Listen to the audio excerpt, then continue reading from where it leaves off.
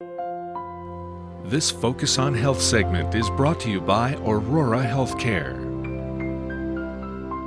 Hello and welcome to Focus on Health. I'm Ted Stefaniak. Today we're going to be speaking with Dr. Elizabeth O'Connor. She's a plastic surgeon from the Bay Care Clinic in Green Bay, but she also comes to Oshkosh to the Aurora Medical Center. Today we're going to be talking about plastic surgery and some of the options she has available.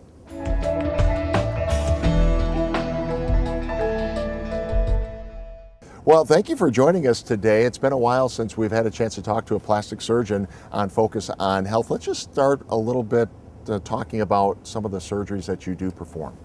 Well, a lot of people know about cosmetic surgery, and that's what kind of people see in the news, but we do a lot of reconstructive surgery. So the cosmetic surgery are things like facelifts, eye lifts, tummy tucks, breast augmentation, but some of the reconstructive things that people don't know about, we treat a lot of skin cancers, breast reductions. I also do a lot of breast cancer reconstruction. Okay, well, let's break some of those down. Let's start with the cancer patients that have skin cancer. Mm-hmm. Take us through what would happen if you do have skin cancer, you need to have that removed. Mm-hmm. Is that something that you diagnose, or does a person have to go through dermatology first? Well, we work hand in hand with dermatology. Some of our patients are sent to us after having found out they had cancer from dermatology. Other patients come to us with suspicious areas and they have us sample those areas. We can work really either way.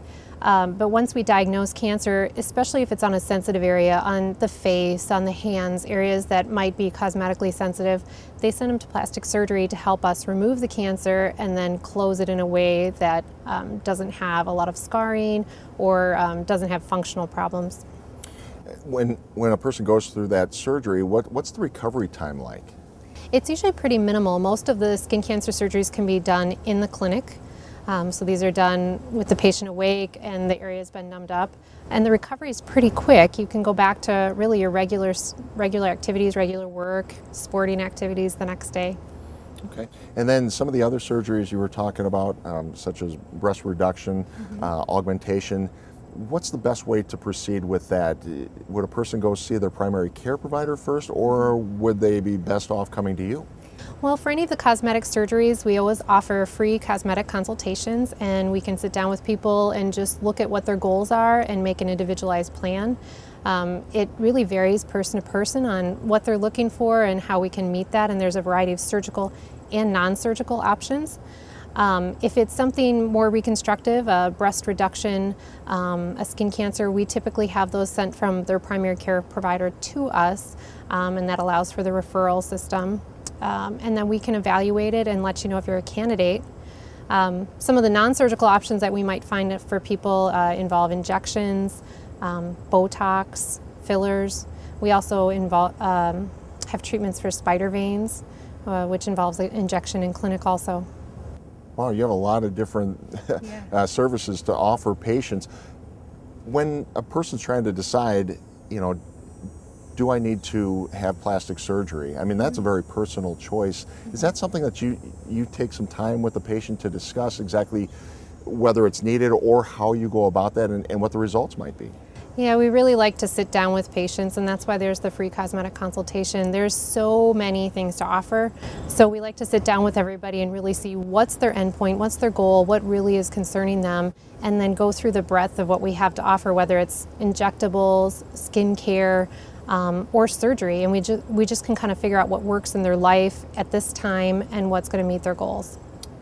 In your department, of course, you're a plastic surgeon, but you also have some help in your office as well. Yes, we have a nurse injector. She's a certified plastic surgery nurse, and she's been doing injections for over 10 years. She offers Botox and fillers, which most people have heard of. Also, she does sclerotherapy, which is injections for spider veins on the legs.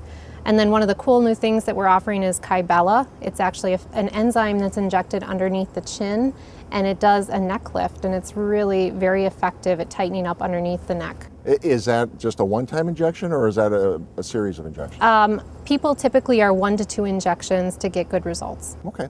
Now, you also have something called a mommy makeover. What's a mommy makeover? So a mommy makeover is something that's kind of been popularized in the media, but it really refers to restoring a woman's body after having a baby. So we address the things that are affected by childbearing.